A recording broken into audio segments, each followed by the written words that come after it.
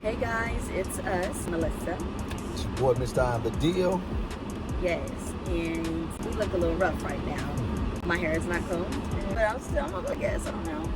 But we wanted to give you guys another piece of a day in the life of a sober living operator, or it can even be someone who's a part of a support team for anybody that you may know who's experiencing mental health. So for those that don't know, the work, it never stops. You're constantly, and I bet doctors agree with this, but you're constantly on call, nurses as well, and you're constantly on call, which is a good thing because if you're in the field, you want to be here and you understand that it's going to be that way.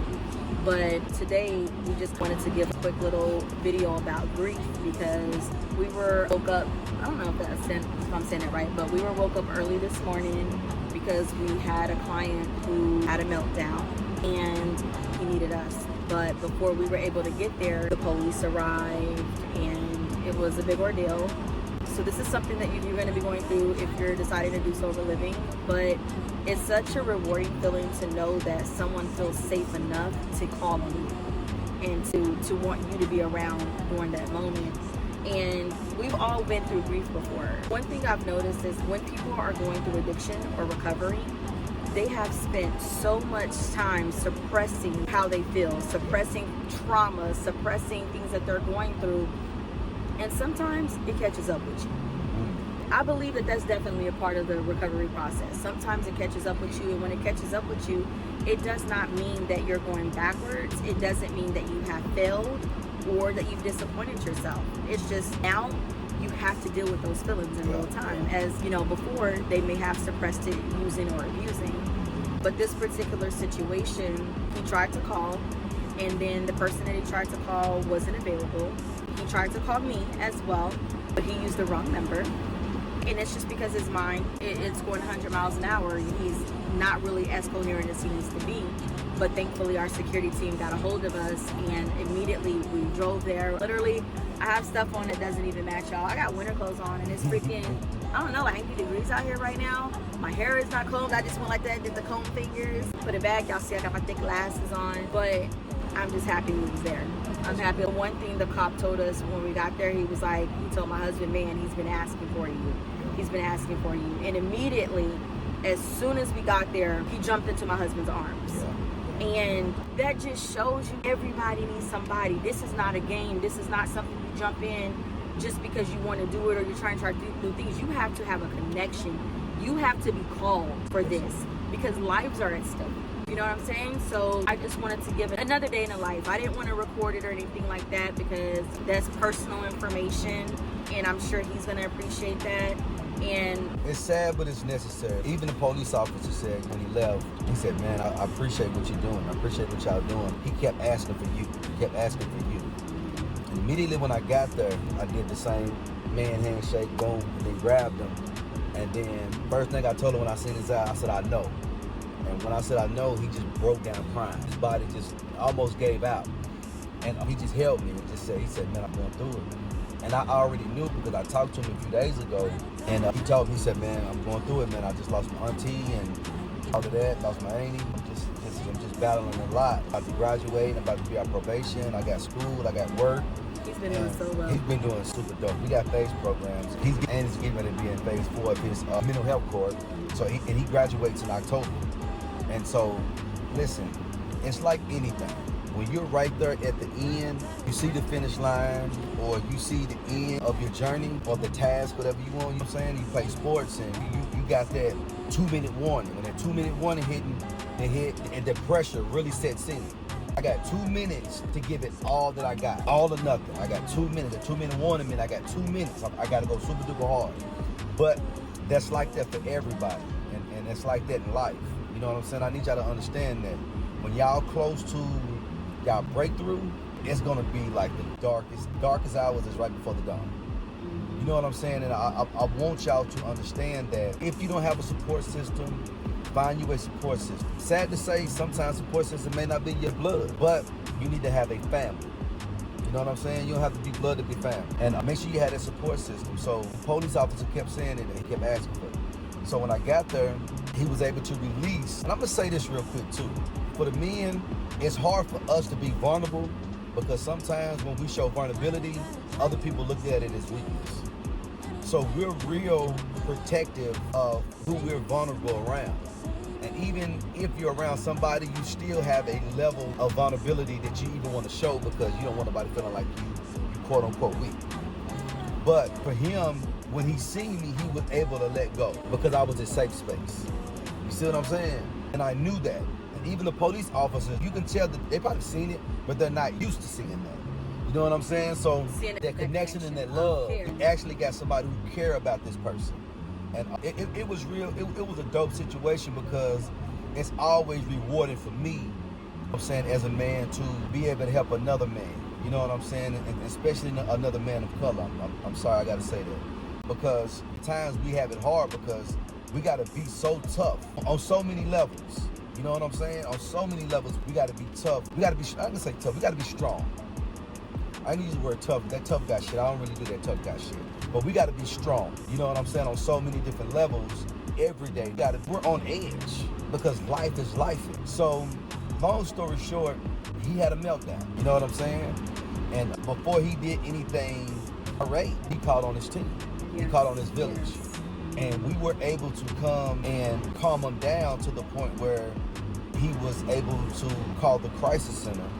And the crisis center came out. Grand, shout out to Grand. They came out, and with it being an amazing team. Miss Susan, Mr. Tim, y'all did an amazing job today. Yeah, I did. And they were able to, since it wasn't violent, the police couldn't make him go, but they had to wait till Grand got there and let him know that it was a voluntary thing. It was optional. The police had to hear that Grand say, he's okay, we're going to take him. And let me tell y'all one thing too.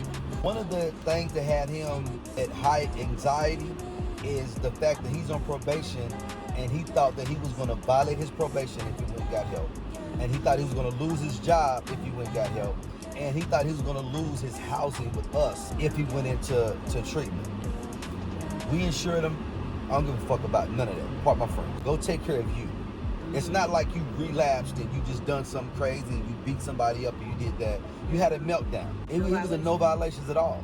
Yeah. So I said, bruh, don't worry about home. Home is home. Good. Don't worry about your job. We're going to call your job. Don't worry about breaking parole because we're going to call your parole officer. We're going to let them know that you had a meltdown. Instead of you doing something dumb and breaking the law, you called on your village. Yes. You see what I'm saying? I almost said amen. I feel like I'm in church right now because that's it. You know what I'm saying? So yes. I want y'all to, if y'all getting in this space, please listen to me. Go in.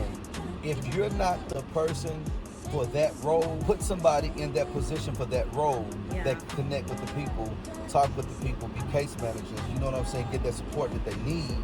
If you're just the investor, hell, be the investor. Listen, we're investors too. We just so happen to be on so many different levels of investments. It's not just real estate. We invest in people as well. Yeah. So I wish y'all to understand that. And that's not me downing nobody. I'm just saying if you're going to get in this space, put people in position that can handle the day-to-days and deal with the people. You see what I'm saying? And we don't like doing this all day. I'm saying handling all of the roles, don't get me wrong. We love what we do. We don't want to be in every role because it's a business. You got levels, you got roles. And we don't. We have all of our people in place. Like I mentioned yesterday, you know, our team, our business runs without us. Yeah. But there are parts, like you guys may have heard us mention before, that this is very personal for us. So do I think I would ever be completely hands-off? No, because I don't choose to be. There gotta be somebody out there that cares more than just about money. Even if it's a phone call, my bad. Yeah, it's just, this is where I'm connected. This is my purpose. This is where my anointing lies. So did I have to wake up on a Saturday morning? Could I have had my other house manager or different people do it? Absolutely. But they called us. And when we're asked for by name, we're gonna show up. Because imagine the one person who shows up for you. What if that person wasn't around? Who's gonna do it?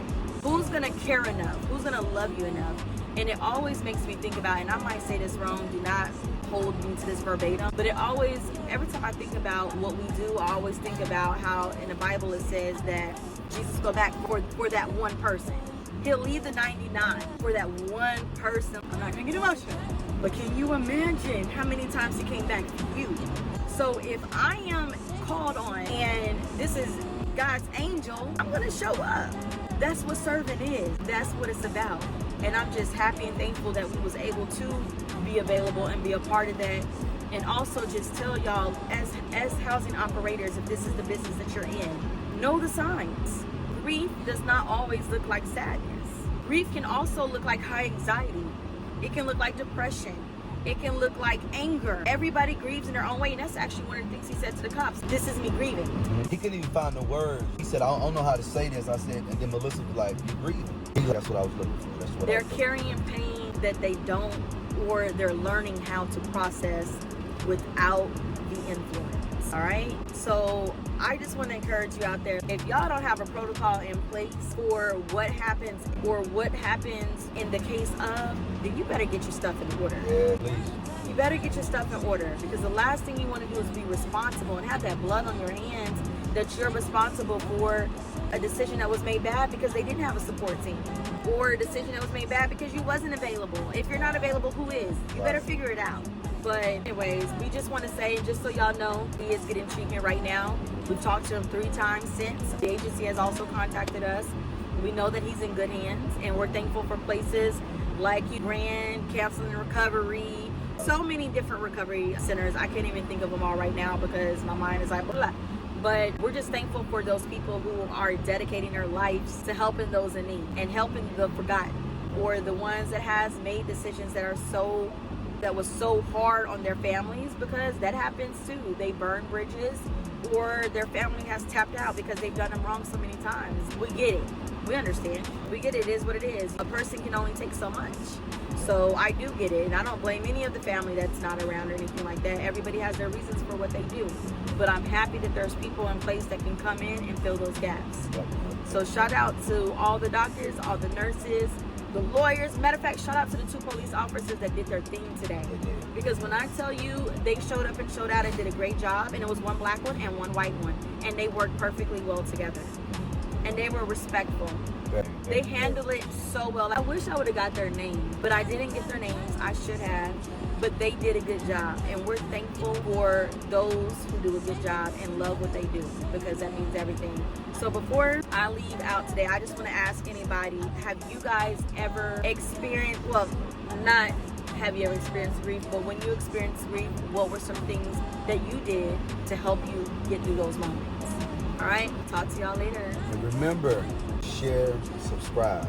Moments is what everybody needs to hear, because we don't only just drop these videos for operators, but we drop these videos for family members that's going through, saying somebody that's dealing with recovery, that's in recovery. We get it. We got some family members that's going through recovery, and sometimes people write them off. And it's not a bad thing, but you got to remember, you're dealing with real people on the recovery side, and you got the family members that's dealing with the person that's going through recovery. So everybody is going through some form of mental, but listen, it's going to take a village. And for those who just throwing people away, I get it. You try to help somebody 1,000 times. But if you can, reach out to those centers, reach out to recovery homes, reach out to counselors, reach out to therapists that can help with that as much as you can. Again, I get it. My family members know, I know. You got family members that's going through that shit right now. You know what I'm saying? But just when they're tired, they'll let you know. Or you'll see when they're tired. And sometimes it's too late, and that looks like overdose. But what you can do while you can, do it. Y'all stay safe.